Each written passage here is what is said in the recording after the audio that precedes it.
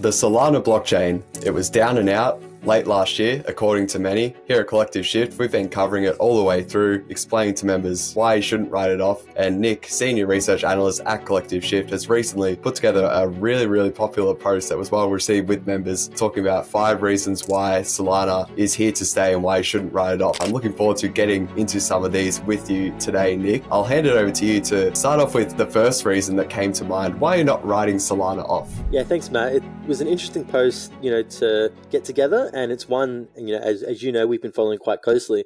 So the first reason I think why, I know I've been thinking that Solana has some sort of staying power and place in the market is because it represents a sort of hedge against Ethereum, or its sort of quote unquote layered scaling approach.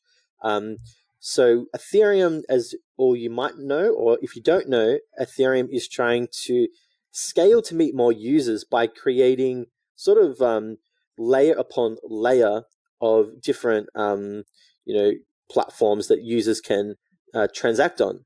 Whereas Solana is taking a completely different approach and trying to create sort of an all-in-one approach and one sort of layer where all users can transact, and there's not any of these confusing networks that you might have to use or bridge and transfer in and out of. It's just Solana, it's simple, it's easy, and that's quite different to Ethereum and Ethereum's approach. As well, you can think of it as the way that it is trying to scale in terms of hardware versus software. So Solana takes a much more traditional approach to the way that it's trying to increase its transactions on the network.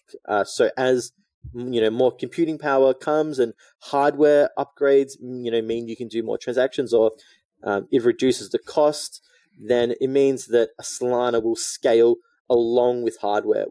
Whereas Ethereum is really trying to scale by a lot of technical software developments. So this is where I'm sort of seeing it as a potential hedge, because they're two different approaches to how they're trying to scale and create their blockchains. That's an excellent point, Nick. We often forget that, blockchains that are optimized for smart contracts there hasn't been one yet that has proven to scale. So I think, from an investment standpoint, even from developers or even just a user standpoint of crypto, I think it's important to know that it's important to maybe try out some different types of blockchains, given that, rather than putting all your eggs into one basket and all of a sudden maybe Ethereum, as much as we love it, maybe their plan to scale might not work. So I think that hedge against the potential success of Ethereum, I think you really painted Solana in a really good light there. And they do have a lot of sort of unique benefits that we will get into. Just to add on there as well, Matt, I always like to think of it as this, what's called modular. So Ethereum is trying to go about it and say, hey, we don't want to do all of the roles in the network as a blockchain, but we're going to outsource different roles and responsibilities to different networks, and it'll come together as Ethereum, or and Ethereum can work. Whereas Solana isn't really outsourcing any of those roles. That's another way you can sort of think about it if this all seems a bit confusing. Yeah, great example there. I think what was the sort of another point out of the 5, Nick, what was another sort of reason why you're sort of encouraging people to have an open mind with Solana and a benefit you sort of see moving forward? Yeah, one of the positives I'm seeing is the infrastructure development, which is super encouraging to see. So at the moment, Solana only has what's called one client and, sort of one instance of some of this infrastructure that really powers it and powers the network. So I'm seeing that there's a lot of development ramping up with something called Firedancer, which is a second client for Solana that is being built by Jump Crypto. So it's really encouraging to see that there is outside teams working on Solana infrastructure, which is showing a real long-term commitment to the ecosystem. And now why this is important is because we actually saw Ethereum experience some network issues this week, and this was down to its clients. So if Ethereum only had the one client like Solana had, then it would have had much worse downtime, or not downtime, but it would have had serious issues with the network. So this is what's encouraging, that if Solana can develop this core infrastructure that has helped Ethereum through its latest, network issues, then it's super encouraging for Solana, who has experienced quite a lot of issues in the past. Yeah, it's an excellent point. I think if it's going to move up Solana to that next tier above in terms of legitimacy, I think multiple clients is a must have. And really really impressive seeing what Jump Crypto are building with Firedancer, which I've heard even the founder Anatoly sort of talk about them earlier, and even how talking about how fast this client is going to be. And really, again, helping to add to that diversity for Solana, which is currently, as you said, very concentrated on the one client. For people unaware, clients are just essentially just pieces of software, something that you download to more or less, just to really dumb it down, just to support the operation or the running of a blockchain. So, Bitcoin, you've got Bitcoin Core is sort of like by far the most sort of, popular client, which is sort of community built. And then Ethereum, as Nick said, there's about 10 clients all up. And then, with Solana, currently only one, which is often a bit of a criticism towards it. But this infrastructure, as you said, Nick, is very, very encouraging. Speaking of which, there's some other sort of encouraging infrastructure on the way for Solana as well. Yeah, I know. Maybe you can say a bit more about this one, because you're probably more in the NFT space, and so you can explain the significance of this. But we're also seeing a lot of development in like Solana's NFT platforms and different token standards. So it's created its own sort of compression platform that's launched, which dramatically slashes costs to bulk mint a lot of NFTs. So, for example, if you want to mint about 1 million NFTs through this new mechanism, it would only cost roughly about $100 or so.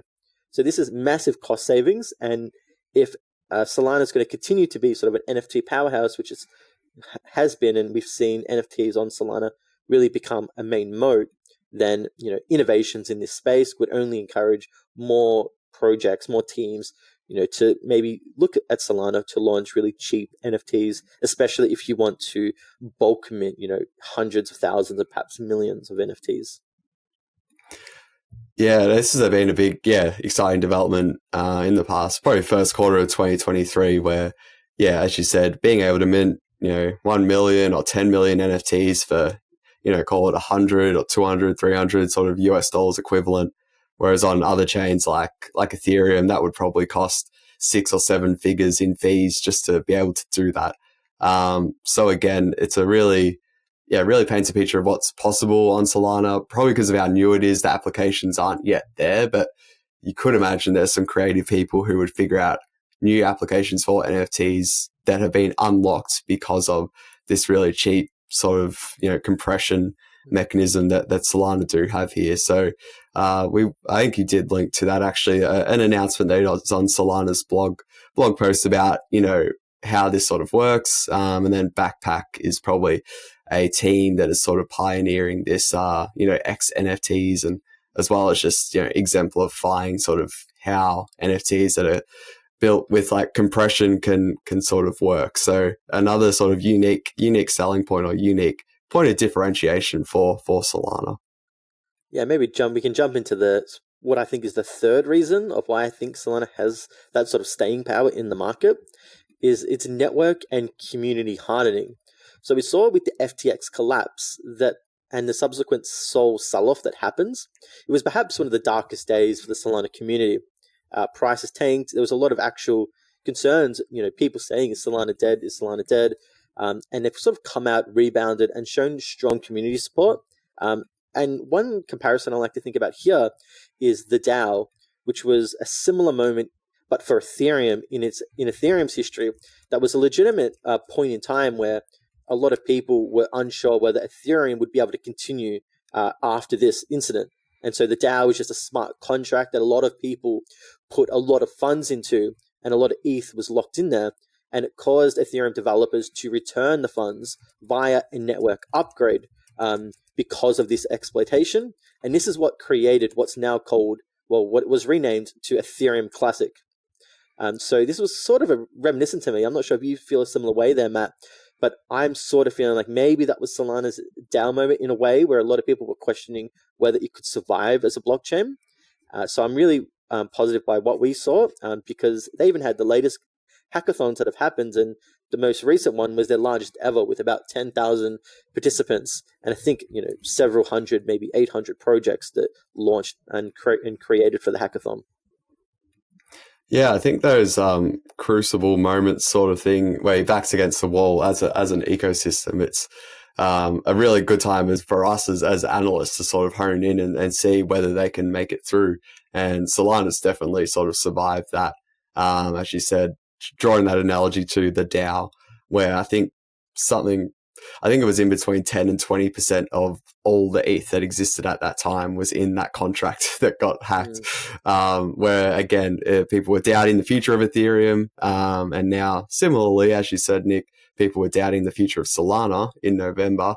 And here we are in May 2023, and it's sort of, has improved significantly since those dark days about 5 or 6 months ago. Not out of the woods yet, but as you've been pointing out in this video and in that post for members, there's a lot of reasons why, it's showing signs of, turning back into and becoming again this sort of thriving ecosystem.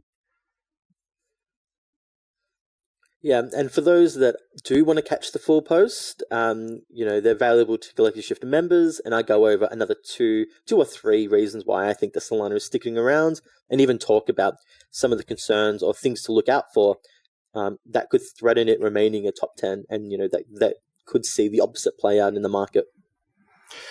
Yeah, always good to consider both sides. What I always love about your post, Nick, and yeah, as Nick did just say, this was published on the Collective Shift platform, and it is an example of the type of content that we do produce for our valued Collective Shift members, helping them save time and make informed decisions. To read the full report, head over to collectiveshift.io, and I do definitely recommend subscribing to our free weekly newsletter. That is available at collectiveshift.io/newsletter.